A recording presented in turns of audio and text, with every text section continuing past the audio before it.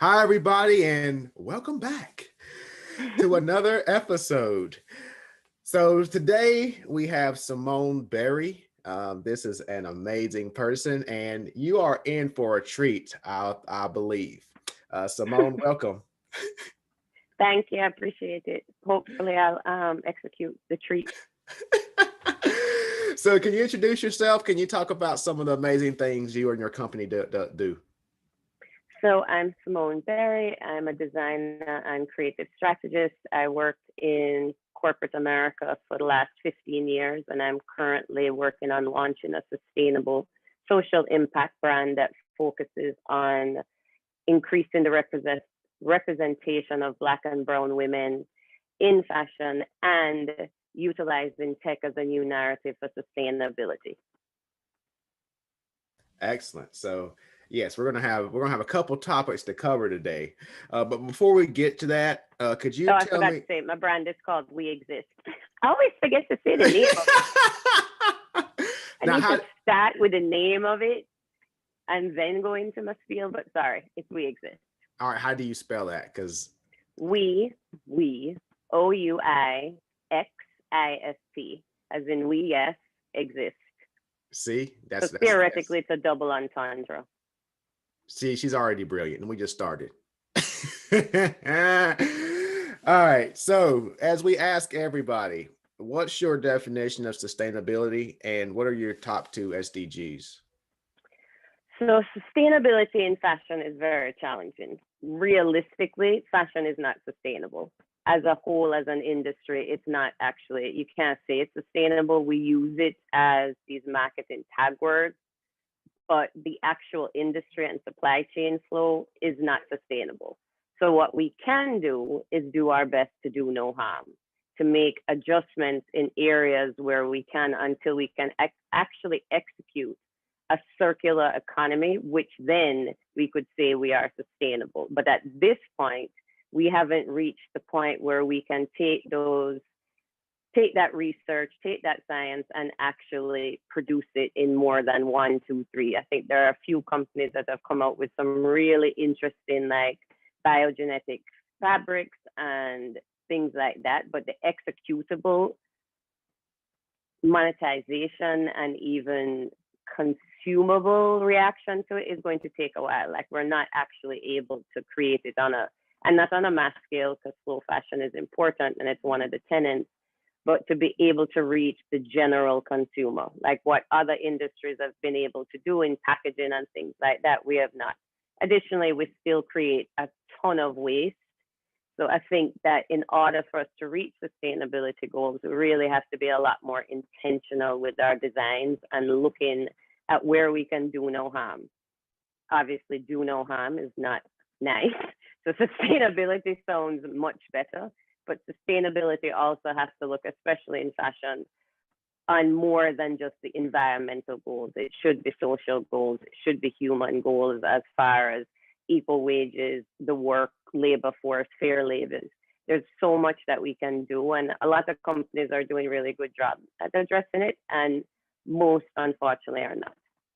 And as far as your the SDG goals, so when I was reviewing it, because it's not really something that we discuss in the industry as much, we're pretty much failing on most of those things. I think, again, it's percentages that we're hitting, and I do think that we're trying, but where I see hope is newer brands building their companies, building their businesses, building their brands to really achieve this. I think that we're asking a lot for major.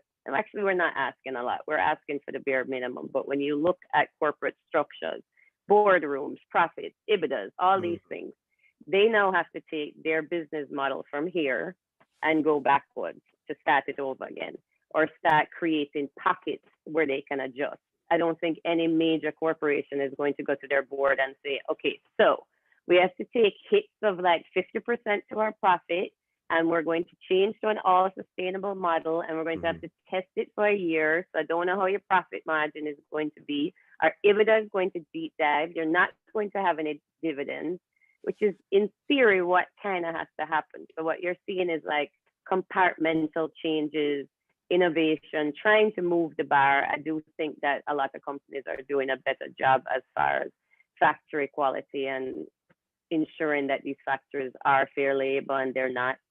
But again, you see incidents coming up when they're so large and they're not really paying attention to their supply chain, where younger designers and new brands and mid-sized brands can really take the intentional focus on design and create companies that are looking at this. And once you build it and create that foundation, you are now able to scale it up and create these new environments that redefine what sustainability is, how we look at fashion. And those narratives, to me, as they take away market share, everything I think about comes from a business perspective, will force larger corporations to say, wait, money is going to them, we need to make more changes. Because the reality is, at this point, what is the willingness to change? Because again, our consumer isn't really feeding into this sustainability conversation. When you're looking at fast fashion, I just lost all light in here. When you look at fast fashion, people still want it to be a certain price. There's a cost for that price. And so until the next part is, we educate our consumer to say, you know what, that extra $10 is going to save that lovely polyester dress that you have to have 5 of from the landfill for 200 years. If you spend a little bit more, you're going to have that dress for longer. That dress could possibly be a closed loop and be recyclable and biodegradable. Maybe it leaves landfill within 60 days versus 200 years. So a lot of it is the education, and sometimes I think sustainability is not the most accurate description. I mean, I think we've gone through so many different iterations of like eco fashion that did not go over well. Sustainability seems a little bit more palatable, but when we're educating the consumer, we need to take a more, I don't know, forceful attentive. I personally like design for a better future or intentional design, because that really highlights what we're trying to do. And really look at it, like, are you using polyester threads? Are you using zippers that are going to metal and aren't biodegradable? There's a lot of research out there and a lot of developments that, unfortunately, unless you really do a lot of research and push, it's not readily available. So that would be the third tier to me. The industry needs to create, I want to say, almost groups. And there are, so I don't want to say there's not, but the information is not as reachable, or it's not as democratic as it could be. Like if I wanted to really look at how best to design a sustainable t-shirt, there's lots of information on it, but there's not a lot of detail to say, well, you should be using these organic dyes, or I think it's Oltex that has these dyes and these zippers work and this kind of stuff. Because the last part of sustainability that's important is transparency. And the fashion industry does not want to be transparent with anything. Sharing is like the devil. Why would we share? We don't come from a place of abundance. We come from a place of, you have yours and you're my competition and forget it. And the poor environment is suffering because we don't want to actually give back. I would say that one company that I was researching a little bit that did the first circular t-shirt was CNC, and they do offer, I think they offer like open sourced it to kind of learn where the fabric comes from and things like that and how you can actually execute it. But there's 2 companies right now that have created that. That says something. CNC and G-Star. They created a circular loop jean that I believe they're selling to the consumer, and CNC that's selling to the consumer. Other than that, we're still on closed loop. Like we're not moving the bar. And a lot of that comes from the fact that the research, the fabrication, the things that are being developed aren't democratized for smaller brands. They're really for bigger brands. So they're maintaining it, but what are they really doing with all that innovation? Can they really execute it? It's like they're holding it for themselves, like opening it up to brands that could actually use it for good and see how the applications work. Use us as test dummies. I want to say dummies, but use us as a test vehicle to see how it could move through the marketplace. It's one of my biggest frustrations. Why I started my company was to create opportunities for those that have had barriers of access continually raised, to have transparency, to show that you can create a community, you can share your resources and still be successful, that we come in a place of abundance. There's so many brands out there that are working. Why can't we assist everyone to get that type of information? There's enough customers in the world to be able to kind of access, but we come from a very kind of old mindset of we don't share. And we can't tell anyone because then they'll have it and then they'll copy us and then they'll do it. It's just very negative. Like I work with, now that I've added tech into my business, I'm over on that side and they have such a different way of looking at things. Like they share everything, obviously, intellectual property, not so much, but like they don't sign NDAs. They want to hear your idea. They want to give. They believe in a growth mentality that as things change and evolve, we do better. Where fashion is still stuck in some really archaic thought processes. And I do blame the lack of diversity on that. When you have an entire industry run by white men, what do you really expect? There's not a lot of growth happening there. So the more diverse the industry could get, you would actually have some other opinions other than white males and then white females and then everybody else. So when you're looking at that percentage tier and then a tier, these opinions are the ones that are most important. When you're looking at consumer shifts, these are the ones that a consumer will represent this. And the days of these ones at the top telling us what we want are over. So you're also seeing that battle between this older baby boomer generation and this Gen Z generation, which have an equal, almost scarily enough, some equal populations because baby boomers are living longer. They control a lot of the corporations, but they're not looking at this new generation's consumer shift and the way that they buy. And yes, maybe they still want it at a certain price point, but they're very thoughtful with the things that they look at. And as you see that evolvement, think about the generation after them and the generation after them. It's just going to continually drive as we see our environment erode, as we see diversity grow in a population. Like in America, 50%, I believe in the next 5 years, 50% of all under 25 will be mixed. It won't be, we're about to enter a melting pot of thought processes. It's not going to be the same generational thoughts. And companies are not adapting to that. So I think that's why I also just circle back to sustainability. Like there's so many levels and fashion is not addressing it. I know they say they are, but I've been in it for a very long time. They've been aware of the problem. I think they addressed the problem when they said there was a lack of diversity in women. Unfortunately, that diversity that came in did not represent me or most Black and brown women. Okay, Black and brown. All right, got it. Yeah, it represented more white women, which is, I mean, at least it's women, but that still doesn't, you're still getting the same types of opinions. You're not getting a diverse. And the reality of profitability is when you have a diverse board, you tend to be 15% more profitable than the ones that don't. And maybe that's the conversation that needs to be driven.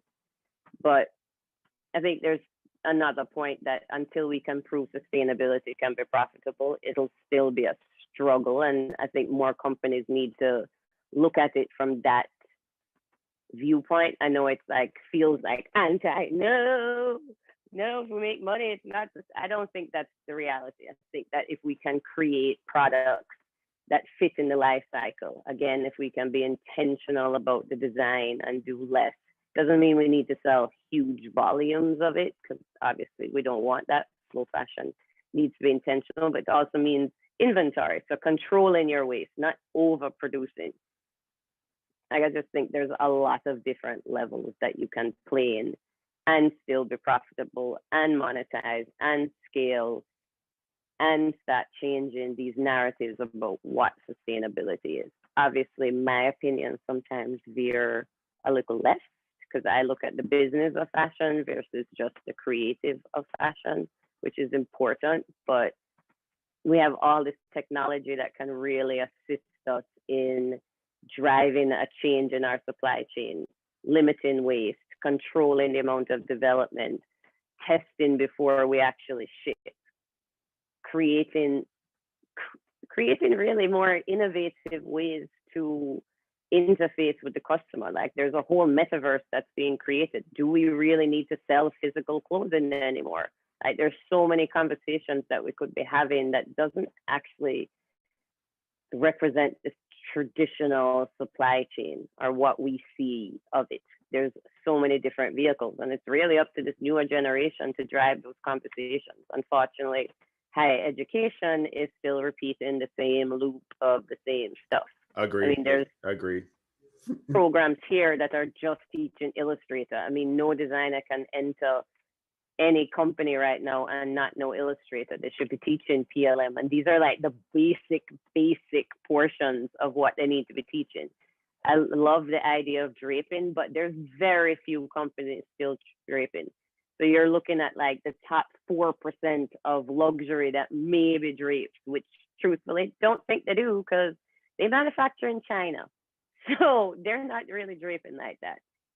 When you're looking at the I hate the word mass. When you're looking at 70% of all the businesses that you may move into or will work into that are more, let's say, contemporary, or unfortunately, most of the brands that are here are fast fashion. You're moving through at a very quick pace. So you have to know Illustrator. You need to know PLM. You need to know a lot of different systems. And I don't understand why they're not teaching that in school. They're still following this archaic method of what fashion is. And it doesn't represent what is happening in the world. Yeah, that was excellent. And that was really long. I don't think I breathed for it. Keep it going. And while I ask my question, you can get some water. Yeah, I was like, dang. But I think that, and you made about 10 good points there. But the one thing I want to talk about is that, you know, I'm in higher education, and I'll be the first to tell you that the higher education system is broken, right? In that they teach people, I mean, especially, so I'm in supply chain, and, you know, some of these programs, you know, have me come in and redevelop, you know, their program, and they're teaching stuff from the 80s, you know. They're still calling it e-commerce. You know, they still have content where Amazon was the nation's leading bookseller. Really? That was just last year. That was just last year's content I just updated. Okay. So that's frightening. So I think one of the biggest things is that my daughter just woke up, is that shift in you know, the mindset, in that higher education needs to work closely with those in the industry to understand what is the voice of the industry, what is the voice of the customer being those organizations that are hiring these students, you know. So how do you think technology will integrate with that? So I would say I'll circle back for 2 seconds on education. So St. Martin's, is it St. Martin? There's two colleges in London that are a little bit different. So what they're educating you to do is create. They're not really looking at the education. They're trying to get your brains out and really look at the creation of design, which I think is great. However, that's a lot of money to spend when the sad realistic facts are very small percentages will be able to execute that and actually be successful. And I'm not trying to disparage or say that you can, but there is a very different environment than what they are speaking about. That environment required customers that you would push to buy. Right now, a customer pulls, meaning they look to find what they want. And that to me is what education needs to address. So when you look at technology, the fact that they're just learning AI when an entire industry needs to move to 3D is very frightening. The fact that you're teaching pattern development in an actual physical cutting, but you're not teaching it in 3D. So the technology that we have now that everyone needs to be utilizing, and part of what I'm utilizing, it's unbelievable to me that kids are coming out of school and they don't have access to this, that they now have to go out and teach themselves, which it should be part of your program, or at least be offered in it so that they can take it as an elective. I haven't been in school for forever, so I don't even know how you're how it's described. And truthfully, I'm a college dropout. Everything I've done, I've taught myself. So I learned how to sew at 10, and from there, I just self-taught. So I'm always amazed that when I've interviewed designers and they've come out of these great schools and I'm asking them relevant experience or relevant skills and they don't have them. And I'm kind of like, so why did you go for 4? Like, what did they teach you for 4 years? And I don't have the time to now educate you.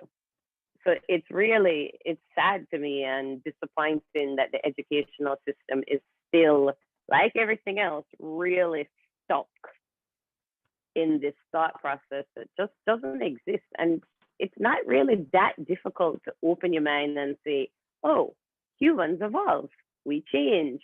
We've changed, every intersection continually moves, and we're just so slow to adapt because we like it the way it is. And it doesn't really affect as much the bigger guys because they're living on legacy. They're living on the fact that they've been around for 100 years and their brands are honestly probably a little foolproof. They're like a little bulletproof to a certain degree because they live on that legacy. The rest of us, however, there are major challenges that if they would drive change, we would have it easier. But that circles back to my original transparency and assistance. We don't really do that in this industry. I hope that answers your question. Yes, it does. It does. I thank you. So you mentioned CNC, you mentioned G-Star, some organizations that are doing some great things in terms of innovation, sustainable innovation and biogenetics. Are there a few more organizations off the top of your head outside of We Exist?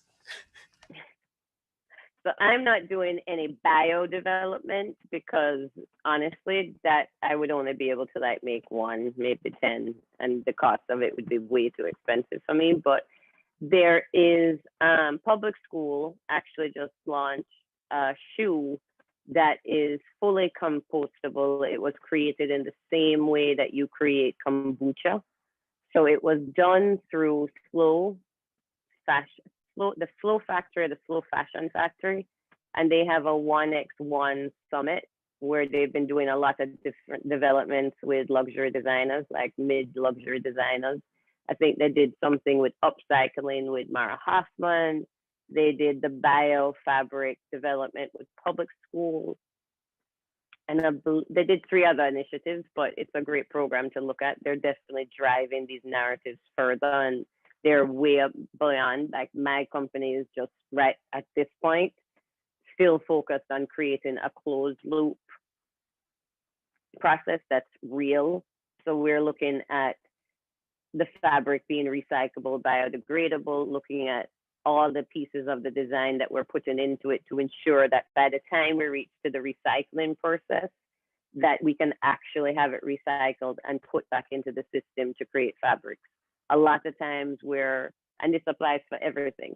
So we think that glass is being recycled. Only really 20% to 30% of what we put in recycling gets recycled.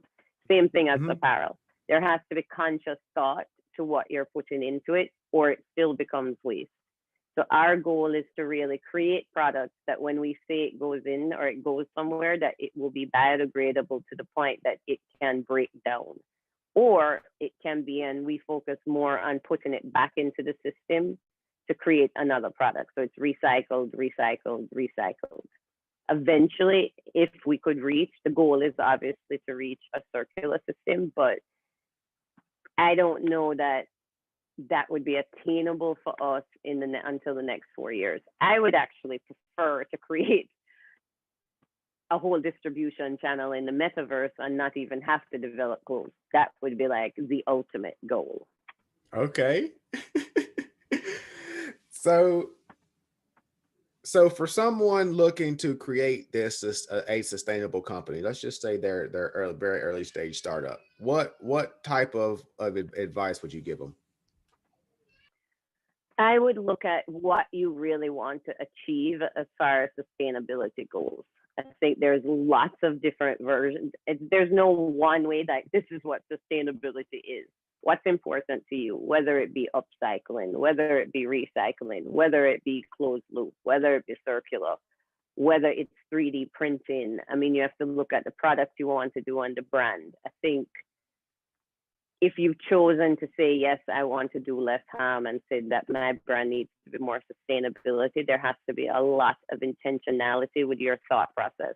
The things that you would normally just do, you have to rethink and understand that each piece of this garment means something. So how you develop it, how you're sampling it, how you're cutting it, how you're ordering it, how you're selling it, all these things need to be taken into consideration in advance. So I would say that sustainable brands really need a lot more advanced planning than the average brand, because the average brand can just go. They create a sample, they just go. Sustainability to me doesn't work like that. If you're really trying to address and look at the issues, you have to unpack what you want to achieve, how you're going to achieve it, and then still remember that it's a business. Will your customer get it? Like really deep dive on the research. Do you think your customer will spend more? If they can't spend more, what do you look at in communication or educating? Do you do less? Are you doing pre-orders? Or if you can't do pre-orders to slow the inventory, how are you mitigating inventory issues? Like the levels, it's almost like you have to write down how you would launch a regular brand and then go into each place and kind of adjust. But the branding portion of it is very important, especially if we want to create new narratives. I think it's super important for us not to just have sustainability seem like kind of earth.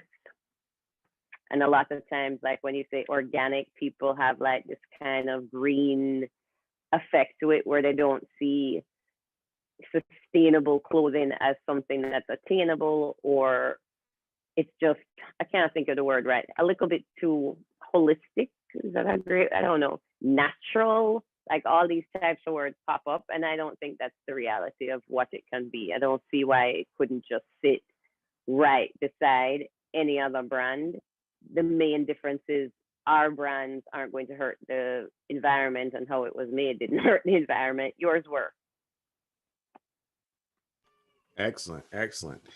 So if you thank you for your time, Simone. Where could people find you? So you can find me on Instagram. We haven't launched We Exist yet, but it does have it. It's private, so you can choose. I'm on Instagram, Miss MS_S_Berry. And then I'm on Clubhouse, same. We do a lot of chats on Clubhouse. Clubhouse is probably the best place to reach me because it's my favorite social media at this point. I think that we're able to communicate. I mean, sustainability to me needs to be more conversations than just visuals. Visuals are really lost, but when you're talking about it, people, it's more impactful, which is why Clubhouse is a great vehicle for us to really talk about. Yeah, thanks for stopping by my Clubhouse room the other night. You're welcome. Dropping in, dropping gems. Trying. So Simone Berry, it's been an honor. I thank you once again. And until next time, everybody. Bye. Thank you. Appreciate it. Thank you.